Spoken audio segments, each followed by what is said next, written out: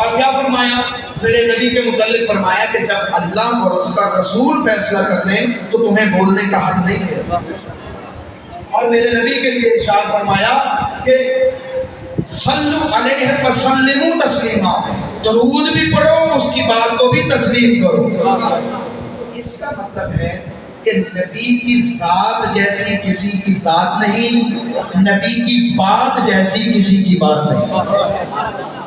نبی اگر بات کرے تو آگے بولنے کا حق نہیں۔ نبی مسلمانوں نے اپنی کتابوں میں قصے لکھ دیے ہیں کہ ایک بات نبی نے کی اور ایک بات فلاں صحابی نے کی تو صحابی کی تائید ہوئی، استغفر اللہ، نبی کی نہیں ہوئی۔ یہ تعریف کی غلطیاں ہو سکتی ہیں، حقیقت نہیں ہو سکتی۔ حقیقت وہی ہے جو میرے نبی نے کہا ہے۔ جب نبی کی بات آ جائے تو کسی اور کی گنجائش نہیں رہتی، سب نبی کے غلام ہیں۔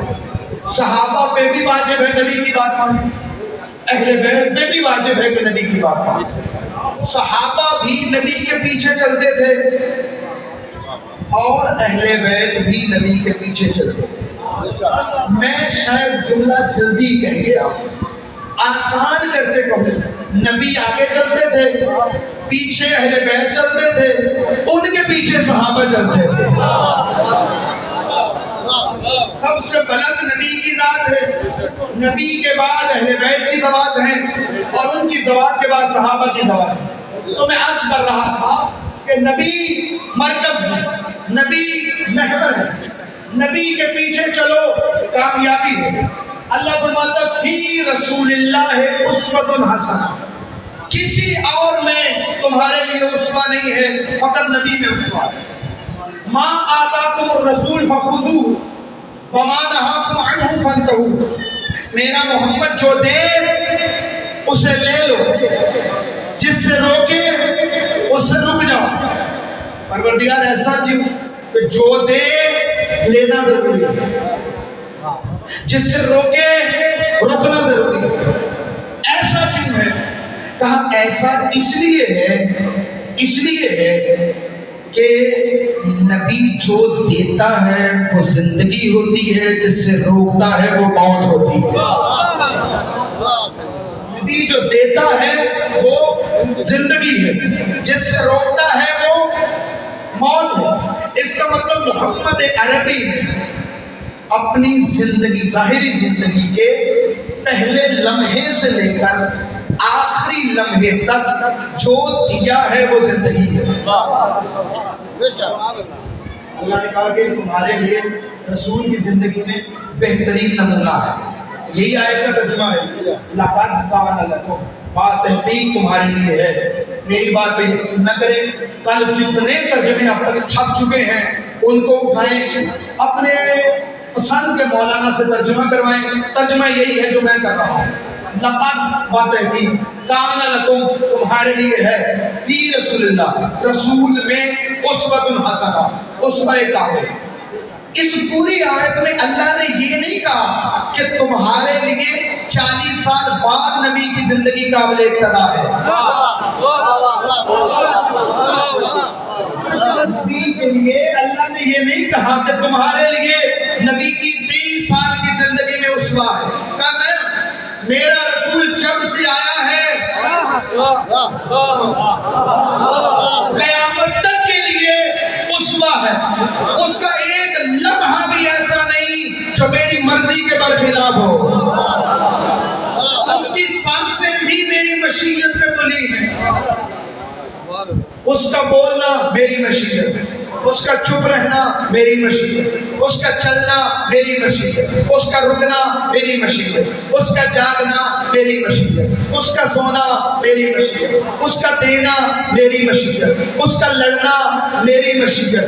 گھبرائے نہیں بیٹھے تو اس کا کسی کو کندھوں پہ اٹھانا میری مشیت، اس کا کسی کے لیے چادر بچھانا میری مشیت، اس کا کسی کا بازو بلند کرنا میری مشیت، اس کا کسی کو گلے لگانا میری مشیت، کسی کو محفل سے اٹھانا میری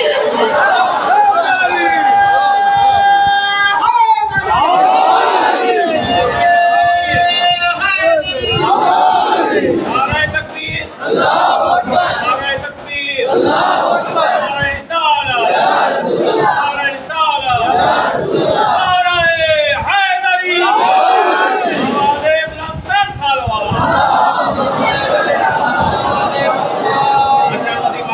توجہ فرما رہے تھے؟ وہ 40 سال کی تو بات بھی کوئی نہیں ہوئی، قرآن پورا آپ کے سامنے ہے، احادیث کے میں ڈھیر لگا دیتا ہوں، سیرت کی ساری کتابیں آپ پڑھ لیں شروع سے لے کر اب تک۔ کہاں لکھا ہے؟ جس نے لکھا ہے وہ اس کی ذہن کا فطور ہو سکتا ہے، حقیقت نہیں ہو سکتا۔ محمد مصطفیٰ میرے نبی دو جہاں، سرور قوم و مقام، آقائے دو جہاں، مولائے کل، ان کی پوری زندگی اسوہ کامل ہے۔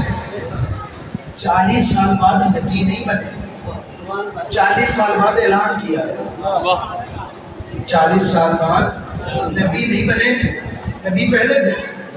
شیعہ سنی روایتیں موجود نہیں ہیں، تم تو نبی آدم و بین الماء والطین، آثار جہاں ابھی حمیدہ نہ ہوئے تھے، محبوب کے انوار پہ شیدہ نہ ہوئے تھے، ختم الرسول تو نبوت پہ تھے فائز، اور حضرت آدم ابھی پیدا نہ ہوئے تھے۔ نبی نہیں بنے 40 سال بعد، نبی پہلے دن سے تھے، 40 سال بعد اعلان کیوں کیا؟ میرے عزیزو، اس کا جواب اس نے دیا ہے، اس سوال کا جواب اس نے دیا ہے کہ جو نبی کو سب سے زیادہ جانتا ہے۔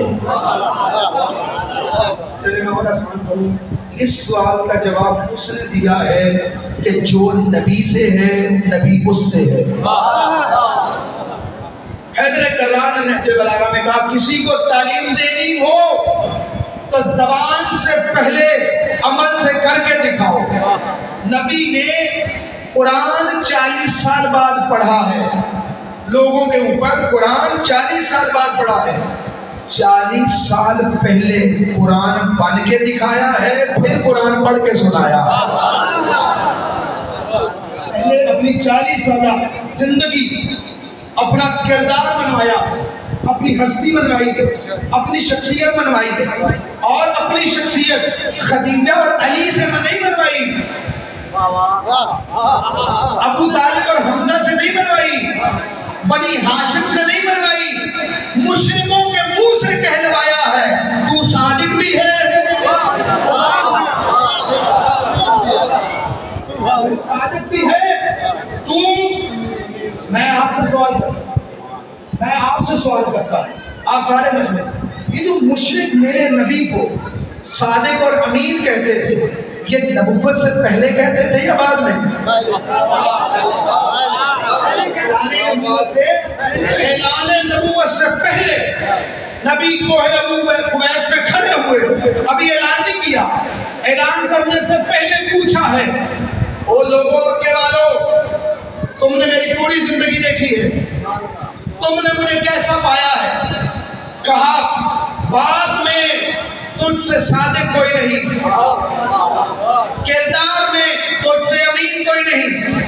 کہا اگر مجھے سچا مانتے ہو تو اگر میں کہوں اس پہاڑ کے پیچھے فوج ہے جو تم پہ حملہ کرے گی، مان لو گے؟ کہا بالکل مان لیں گے۔ اگر تم دیکھنے جاؤ اور تمہیں فوج نہ ملے تو آگے میرے متعلق کیا کہو گے؟ مشرک تھے لیکن پاک زبان، یک زبان بول پڑے، محمد تو کہہ رہا ہے اگر ہم دیکھنے جائیں اور ہمیں فوج نظر نہ آئے، ہم کہیں گے ہماری آنکھوں کا دھوکہ ہو سکتا